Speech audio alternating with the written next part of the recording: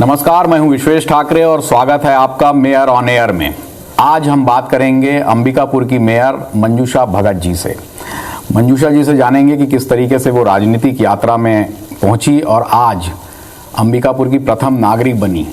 तो बहुत स्वागत है मंजूषा जी आपका। धन्यवाद भाई। सबसे पहले आपसे यही जानना चाहेंगे कि कैसे आपका राजनीति में पदार्पण हुआ। देखिए, अंबिकापुर नगर निगम 2000 में बना। नगर निगम बनने के बाद 4-5 में चुनाव हुआ। मैं भारतीय जनता पार्टी से शुरू से जुड़ी रही और जुगी झोपड़ी प्रकोष्ठ की उपाध्यक्ष थी 2004 में। और मुझे भारतीय जनता पार्टी से टिकट नहीं मिला। मैं निर्दलीय चुनाव लड़ी। 2004-05 में प्रथम बार जीत के आई। फिर दूसरी बार फिर चुनाव लड़ी तो भारतीय जनता पार्टी ने टिकट दिया। 2009 में दूसरा चुनाव हुआ, एक ही वार्ड से, उस बार भी जीत के आई। फिर आपका 14 में फिर से चुनाव हुआ। उसमें हमारे भारतीय जनता पार्टी सरगुजा ने मुझे महापौर का टिकट दिया। तो उसमें किसी कारणवश कुछ वोटों से मैं पीछे रह गई, हार गई थी। तो उस समय भी आपके जो सामने प्रत्याशी थे वो अजय तिर्की थे? हाँ, उस समय भी आदरणीय हमारे पूर्व के महापौर अजय तिर्की से ही सामना हुआ था, जो अभी 2025 में मेरे साथ दोबारा चुनाव लड़े। तो यही स्थिति आज उनके साथ थी। 2014 में मेरे साथ जो स्थिति था जी। तो मतलब आपने हिसाब बराबर किया, ये कहा जा सकता है। हाँ, एकदम बराबर हिसाब हुआ। और जनता भी उस समय उनके साथ इसी तरह थी। तो आज जस्ट उल्टा मेरे साथ है जी। अंबिकापुर नगर निगम की जितनी जनता। जी जी जी। अच्छा, जब आप चुनाव में बात चल रही थी टिकट देने की, जी जी, तो आपके अलावा भी यहाँ पर दूसरे दावेदार थे? जी जी, जो जी। बड़े यहाँ पे नेता हैं, जो पूर्व महापौर हैं, उनके भी कुछ लोग थे, जी, कुछ जी, और भी दावेदार थे यहाँ पर। जी जी। तो आपको टिकट देने का, एक तो आपने बताया कि आप 15 साल से सक्रिय रही और आप तमाम काम किया आपने, लेकिन जिनको नहीं मिला वो आपके साथ थे क्या? बिल्कुल मेरे साथ थे। संगठन, जब भारतीय जनता पार्टी क्या है, जो संगठन बोलता है उसी वही काम हम कार्यकर्ता में, तो साधारण से कार्यकर्ता थे, पर मेरे साथ थे कहीं ना कहीं मेरे से मजबूत ताकतवर दावेदार मतलब नेता थे, जो पूर्व के सांसद विधायक रहे हैं, वो तो लाइन में थे। फिर 4 लगभग थे, सभी लोग अच्छे मतलब संगठन के शीर्ष नेतृत्व हमारे जैसे जमीन से जुड़े, भारी भरकम नेता में थे, एकदम लाइन में थे। अब मेरा सवाल ये था कि उसके बाद जब टिकट आपको मिल गई तो जो दावेदार थे वो आपके साथ रहे कि नहीं रहे? बिल्कुल साथ में थे। आदरणीय यहाँ भी जो सांसद, पूर्व के सांसद जो थे, फॉर्म भरने से लेकर एक वार्ड में भ्रमण तक, चाहे छोटे भाई लोग भी 2 और थे, टोटल हम लोग 4 दावेदार थे, साथ में कंधे से कंधे मिलाकर रहे। जितने वार्ड में मेरी चुनाव के समय टाइम टेबल दिया जाता था, तो एक बार उनके साथ मेरा जहाँ जाना रहता था तो साथ में चलते थे और अच्छे से साथ दिए। आज जो भारी भरकम पूर्ण बहुमत की यहाँ सरकार बनी है और मुझे जो 11,000 से ऊपर मत जो मिले हैं, तो ये संगठन की देन ही और हमारे जो दावेदार हैं उन्हीं की देन है कि मैं जीत के आई हूँ। एक सवाल खड़ा हुआ था कि आप उरांव जाति से बिलोंग करती हैं। जी। बहुत ज़्यादा इस वर्ग के लोग जो हैं वो क्रिश्चियन कन्वर्टेड हो जाते हैं, लेकिन आपका चेहरा हिंदूवादी है। जी जी। तो क्या आपको इसका कोई नुकसान तो नहीं उठाना पड़ा वहाँ पर, क्योंकि आप जिस वार्ड से आती हैं वहाँ ज़्यादातर उरांव लोग रहते हैं, तो वो जाति भी आपके साथ रही, जो कन्वर्टेड रहे वो भी रही, तो ये सामंजस्य कैसे बना? मैं 2004 से पार्षद लगातार, मतलब 3 बार पार्षद थी। ये जिस जनजाति के मैं हूँ उसमें कुछ कन्वर्टेड वाले हैं, मैं नॉन कन्वर्टेड वाले हूँ, पर उधर से हमेशा सहयोग रखता था मेरा यही कहना है कि व्यक्तिगत मेरा पर्सनल अपना खुद का बोर्ड था। आज एक पेपर उठा के दीजिए 48 वार्ड से, मैं जिस क्षेत्र से आती हूँ सभी संगठन का भी मानना है और यहाँ अंबिकापुर शहर वासियों का भी मानना है कि मैं वहाँ से लीड की हूँ, पूरा चारों वार्ड से, जहाँ से मैं पार्षद बनती हूँ। तो मैं खुद भी मानती हूँ कि मेरे को व्यक्तिगत भी वोट मिला है। ये कहना चाहिए कि उनका व्यक्तिगत काम हो, चाहे मूलभूत शहर का काम हो, चाहे गरीबों के जैसे राशन कार्ड हो गया, आवास का हो गया, बिजली का समस्या हो गया, मैं लगातार किसी न किसी बहाना उस क्षेत्र से ज़्यादा जुड़ी रही, जहाँ से मेरा निवास है और जहाँ के पूर्व पार्षद थी। आज लीड होने का यही कारण है जी। तो मुझे सहयोग दिए हैं जी। भारतीय जनता पार्टी धर्म परिवर्तन के खिलाफ है। वो इस तरीके से उनका एक मुद्दा रहता है कि जो लोग हैं अपनी जाति में रहें। क्या इस बारे में अवेयरनेस ला रही हैं आप, या इस बारे में कुछ करती हैं आप कि भाई जो आदिवासी बहन भाई हैं वो अब दूसरे धर्म में ना जाए या उनको ज़्यादा सुविधाएं मिले, इस तरीके से कुछ करेंगी, प्रयास करेंगे आप? देखिए, भारतीय जनता पार्टी तो शुरू से उच्च स्तरीय लगा हुआ है, तो आए दिन समाचारों के माध्यम से आपको भी पता है। तो मैं तो संगठन के साथ कंधा से कंधा इस मामले में, इस एजेंडे में जुड़ी रहूंगी, क्योंकि मैं उसी कास्ट से भी आती हूँ। हाँ। जिसमें सबसे ज्यादा कन्वर्टेड होते हैं। जी। हाँ। अच्छा, महिलाओं को इस बार भारतीय जनता पार्टी ने पूरे प्रदेश में प्राथमिकता दी है। 5 महिला महापौर हैं यहाँ पर। तो अब आप बताइए कि महिलाओं के लिए आपके मन में, अंबिकापुर की महिलाओं के लिए क्या योजनाएं हैं, आप क्या चाहती हैं, किस तरीके से वो आगे हैं? भारतीय जनता पार्टी ही ऐसी पार्टी है कि महिलाओं को सम्मान करती है, सम्मान देती है।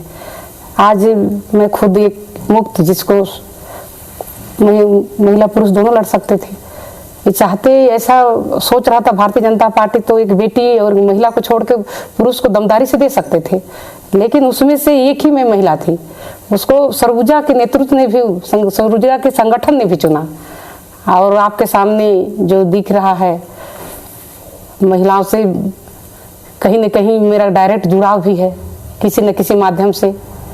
यहाँ कई सोशल वर्कर अपने यहाँ बना हुआ है, सोसाइटी बने हुए हैं, वर्षों से जुड़ी हूँ। और छोटी छोटी समस्याओं को लेकर, जैसे बेटियों को शादी कराना है, निःशुल्क शादी कराना है, तो गरीब बेटियों का, उसके लिए भी मैं हमेशा लगी रहती हूँ। कभी मैं पेपर में, न्यूज में नहीं दी, पर इनडायरेक्ट रूप से जो मेरे को व्यक्तिगत जानते हैं, जहाँ गरीब बेटी की बात आती है, तो वहाँ मैं आगे आके उनका शादी करवाना वगैरह मेरा महत्वपूर्ण काम था। और आज महिलाएं बहुत जागरूक हैं। यहाँ के जो मतदाताएं हैं वो 1,22,000 है, उसमें 2,000 से ज़्यादा महिला मतदाता बढ़ ज़्यादा है यहाँ। तो मुझे तो लगता है कि मैं जहाँ भी 48 वार्ड में जब भी मैं वोट को अपील करने गई, उस समय महिलाओं की संख्या ज़्यादा पूरा उतर के आती थी, कहीं स्वागत करती थी और कहीं भोजन कराती थी। जितने हमको 48 वार्ड में घूमने को अवसर मिला, मैं कभी उस बीच में कभी घर में अब भोजन नहीं किया। कहीं न कहीं हमारे महिला बहनों के द्वारा भोजन मिल जाता था और पूरा स्नेह आपके साथ में रहा। अच्छा, महिलाओं, युवतियों के सामने खासकर शिक्षा और फिर स्वरोजगार या रोजगार, इसकी चुनौती है। नगर निगम इस पे कुछ करेगा कि उनको खुद का रोजगार स्थापित करने में मदद हो, बेहतर शिक्षा मिले? जी, मैं खुद एक महिला महापौर हूँ, तो महिलाओं के साथ तो हमदर्दी है ही। जैसे सेलाराम की सेंटर की बहनों के साथ इससे पहले पूर्व सरकार ने उनको ग्लव्स ना देना, सुविधाओं की कमी, टूटी फूटी साड़ियों को पहनकर अपने डोर टू डोर कचरा कलेक्शन करती हैं, उस बहनों के साथ तो सबसे ज़्यादा मेरा हमदर्दी है।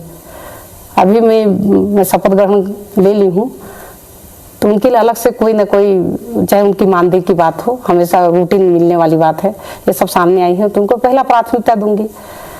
और छोटा छोटा काम से जो समूह की बहनें हैं ना, बार बार मांग रखती थी कि बहनें आप जीत के आओगे तो शहर में जो चल रहा है, घूमती ठेला की बात चलती थी, तो ये हमारा 10 साल पहले भी सरकार था तो घूमती और ठेला महिलाओं को देने की बात कही थी, तो उस समय कम दिए, अभी भी सरकार नहीं दिया। पर मेरा प्राथमिकता रहेगा कि जहाँ जगह बचा है, नगर निगम का स्वयं की भूमि है, तो छोटे छोटे गुमटी का निर्माण करना और उनको आवंटन करके रोजगार देना, मतलब स्वरोजगार के उससे प्रति आप जो है वो उनको पहला प्रेरित प्राथमिकता करेंगे आप। प्रोत्साहित करूंगी और महिला रोजगार के नाम से ही गुमटी का निर्माण करवाऊंगी। 10 साल तक के यहाँ पर कांग्रेस के महापौर थे, बहुत सारी चीज़ें ऐसी हुई होंगी जो गड़बड़ हैं, या जिन आपने भी उस मुद्दे को उठाया होगा, आप पार्षद रही तो क्या लगता है कि भ्रष्टाचार हुआ है? देखिए 10 साल के यहाँ के महापौर थे आदरणीय डॉक्टर अजय तिर्की जी। 10 साल बहुत होता है। जो पिछले अपना 10 साल तो भाजपा की सरकार थी, मैं खुद उसमें पार्टिसिपेट के मेंबर थी पार्षद के रूप में। कोई एक भी उपलब्धि उनके समय का नहीं दिखता है। जहाँ इससे पहले जहाँ जाते थे रोड में गड्ढे ही गड्ढे दिखते थे, कोई क्वालिटी थी नहीं था। निर्माण काम में तो जीरो था। और जल की जैसे जल के कुछ एरिया में बहुत ज़्यादा समस्या है। पटपरिया को ले लीजिए और एक बिशुनपुर क्षेत्र है, वहाँ जब भी मैं गई तो पानी की समस्या प्राथमिकता तौर पर उन्होंने बताया।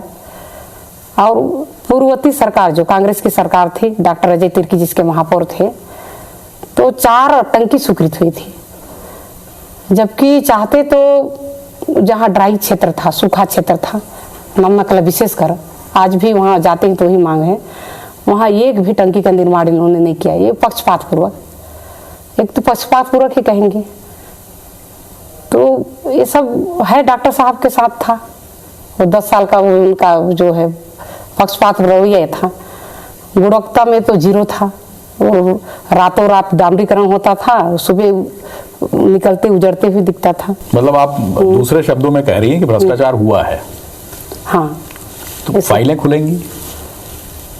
कोशिश रहेगी कोशिश रहेगी, क्योंकि जल का भी यहाँ अमृत मिशन के तहत यहाँ करोड़ों रुपया है। हाँ, उस पर भी सही दिशा पूरे शहर में कहीं नहीं दिख रहा है। मैं 2 दिन हो गया मेरा बैठना।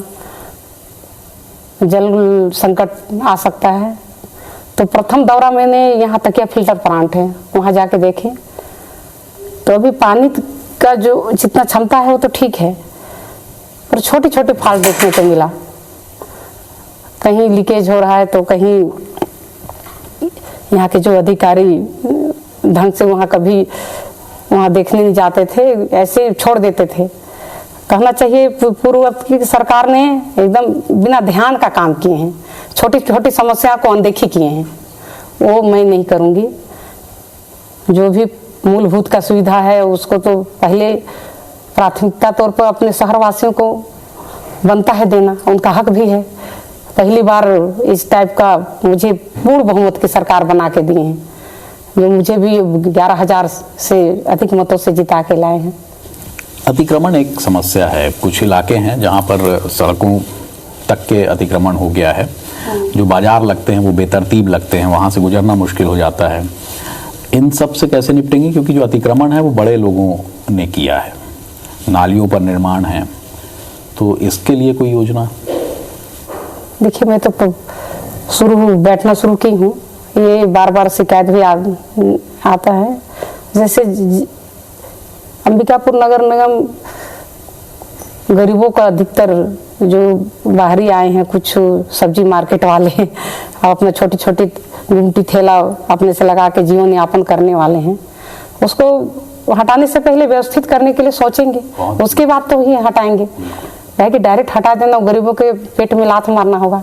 और मैं भी निम्न वर्ग से जुड़ी हूँ तो ऐसा नहीं कर सकती, पर उनको व्यवस्थित किया जाएगा। जहाँ भी जगह होगा वो चिन्हांकन किया जा रहा है। कलेक्टर साहब से भी मेरी बात हुई है, तो उनको व्यवस्थित करने के बाद ही हटाया जाएगा। समस्या तो है, उसमें कुछ बड़े लोग भी हैं जी, पर बड़े लोग ही थोड़ा सा इसमें पीछे रहते हैं, पर गरीब लोग सुनते हैं इस बात जी। बड़े लोगों की बात आई। अंबिकापुर नगर निगम की वित्तीय हालत खराब है। बहुत सारे बकायेदार ऐसे हैं जिन्होंने लाखों रुपए टैक्स नहीं पटाया है। तो ये माली हालत कैसे सुधरेगी? राज्य में आपकी सरकार है, केंद्र में आपकी सरकार है, माली हालत सुधारने के लिए क्या होगा? कुछ करेंगी जिससे प्रॉपर एक आय के जरिया हो? कल ही मैं कुछ अधिकारियों को बैठक बुलाई, उसमें यहाँ जो शासकीय जैसे पुलिस विभाग हो गया, सबसे ज़्यादा बकाया उन्हीं का दिखा। तो पहले तो क्या है कि जितने बकायादार हैं उनको प्रेम से एक नोटिस भिजवा के उनकी मांग रखेंगी, ताकि ला के समय अनुसार किस्तों में कर दें या वो दे दें, रिक्वेस्ट करेंगे। यदि इस बात से लोग नहीं मानेंगे तो ये हमारे पास तो दूसरा माध्यम है, कुर्की के माध्यम से, क्योंकि हमको निगम में आय बढ़ाना है, तभी तो छोटी छोटी जो समस्याएं हैं उसको हम दूर कर पाएंगे। तो ये पहल रहेगा, पहले तो बिना उनको नॉर्मल लिया जाएगा, उसके बाद अपना कड़ाई से पेश करेंगे। प्रधानमंत्री आवास योजना की क्या स्थिति है आपके यहाँ पर? बने हैं, नहीं बने हैं, अधूरे हैं, लोगों को मिल नहीं रहे हैं? प्रधानमंत्री आवास हमारे गरीबों को मिलने वाला महत्वपूर्ण योजना है, जो ये केंद्र की योजना है। पूर्ववर्ती सरकार ने जो 18 लाख मकान जो छत्तीसगढ़ में वंचित किए थे, उसका स्वीकृत नहीं लिए थे, तभी वर्तमान में जो अपनी सरकार जब से आई है तो कुछ मकान तो अभी चल रहे हैं, काम निर्माण हो रहे हैं, और जहाँ जहाँ अधूरे हैं सर्वे करा लिया गया है। वो कल जैसे बात हुआ है तो जल्दी ही उसका निर्माण होगा, क्योंकि हमारे यहाँ बजट भी अच्छा है आवास के लिए, तो बनेंगे। जो छूटे हैं मकान सब पूर्ण होगा, अधूरे मकान को भी जल्दी पूर्ण किया जाएगा। आप यहीं पली बढ़ी, यहाँ पर आपने राजनीति में लंबा समय गुजारा। अब चूंकि यहाँ की प्रथम नागरिक हैं आप, तो कैसे देखती हैं एक अंबिकापुर मॉडल रूप में? क्या समझती हैं कि कैसा हो अंबिकापुर, एक आदर्श स्थिति कैसी हो, और उसके लिए क्या प्रयास होगा? सबसे पहले तो ये यहाँ पूरा अंबिकापुर शहर में भारतीय जनता पार्टी की सरकार जब रही तो नंबर 2-3 नंबर में आया करता था स्वच्छता को लेकर। हाँ। अभी भी स्वच्छता सर्वे शुरू हो गए हैं। तो ये जब कल बैठी तो यही सबसे अधिकारियों से भी चर्चा हुआ स्वच्छता को लेकर। तो मैं तो चाहूँगी कि यथावत वो स्थिति में लाऊं पहले, तो फिर नंबर 1 के लिए और प्रयास किया जाएगा, जैसे सफाई को लेकर। आज 2 दिन हर जगह विभाग को लगा दें तो कुछ हर क्षेत्र में कुछ सफाई अच्छे से दिख रहा है। तो इसको पूरे अधिकारी कर्मचारियों को पहले तो पूरे क्षेत्र में अपने सफाई को सुधारें, दुरुस्त करें अपना काम। थोड़ा जो अधिकारी जितने 10 साल कार्यालय में जो बैठे पाए जाते थे, उनको तो सख्त निर्देश दे दी हूँ कि कोई अधिकारी जो चाहे वो प्लेसमेंट कर्मचारी हो चाहे ई साहब हो, उस ऑफिस में बैठे रहे दिखे तो ठीक नहीं होगा। पहले ये मैं उनको अलर्ट करके आई हूँ, क्योंकि शहर में उनको काम करने के लिए यहाँ रखा गया है। तो इनकी मॉनिटरिंग की भी बहुत कमी दिखता था पहले। वो सबको देखते हुए, क्योंकि हमको शहर को नंबर 1 में लाना है, तो कुछ दिन समय मिलेगा तो काम होते दिखेगा। कोई बड़े गार्डन की कोई योजना है, कोई बड़ा कुछ हॉल बने यहाँ पर, कोई स्टेडियम बने या कोई ऑडिटोरियम बने, इस तरीके का कुछ दिमाग में है? उसमें क्या, ये अंबिकापुर शहर आपके सामने अभी बजट में 5 रोड को ले लिए हैं, 4 लेन। तो अभी उसमें काम बैठ के इसमें काम शुरू करने के लिए सोचे हैं। ये जब चारों काम शुरू हो जाएंगे तो शहर में तो चारों दिशा में काम ही काम दिखेगा। अभी बजट में अपना अंबिकापुर शहर को लिए हैं, वो तो पहले प्राथमिकता रहेगा।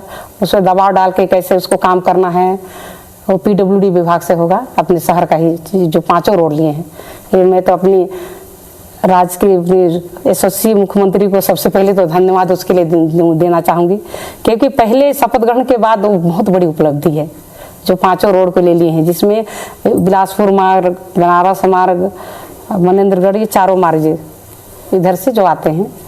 तो वो सब जब निर्माण होना शुरू होगा तो चारों ओर जो ट्रैफिक व्यवस्था, ट्रैफिक में जो भीड़ होता है, भीड़ भाड़ रही है, वो कम दिखेगा और चारों विकास दिखेंगे। उसके अलावा आपने पूछा कि यहाँ गार्डन जो पूर्व में जो बने हैं, हमारे सरकार जब थी भारतीय जनता पार्टी की सरकार 10 साल, इसके अलावा तो इस सरकार में बनी ही नहीं है। तो अभी वो मेंटेनेंस की कमी है। जैसे वाटर पार्क वगैरह है, हर जगह टूट फूट पड़े हुए हैं, उसको तो पहले मेंटेनेंस की ज़रूरत है। और नया प्रोजेक्ट सोचने के लिए कोई नई जगह का तलाश अभी से शुरू कर दिए हैं। जैसे ही जगह का उपलब्ध होगा, जैसे तकिया फिल्टर पर हम जाते समय एक वन विभाग का अपने को जगह दिखा, कल ही में गई थी तो अपने कलेक्टर साहब से उससे बात भी हो गई है। यदि वो ज़मीन हमको मिल जाएगा नगर निगम को, तो वहाँ भैब जैसे वाटर पार्क का निर्माण किए हैं उसी टाइप का वहाँ भी हम लोग पूरे भारतीय जनता पार्टी के पार्षद सहित सभापति, मैं भी उसमें गई थी, तो वहाँ आप सोचे हैं वो गोल बाजार और ट्रांसपोर्ट नगर का भी एक वो है कि वो पेंडिंग है पूरा मसला, उसको नए सिरे से बसाने का, तो वो है आपके ध्यान में? एकदम बिल्कुल ध्यान है। गोल बाजार की बात तो बार बार आ रही है, तो उसमें बहुत सारे बेरोजगार भाई हैं आज नगर निगम शहर में जो घूमते हुए 48 वार्ड में दिखते हैं। यदि इस बार तो मैं तत्काल जीत के आई हूँ, तो 1 साल अगर टाइम मिलता है तो उस बजट के लिए अपना जितना पैसा लगेगा, अपने मुख्यमंत्री जी को जितना एस्टीमेट आएगा पेश करूँगी और उसको गोल बाजार को विकसित करके अपने बेरोजगारों को आवंटन करूँगी।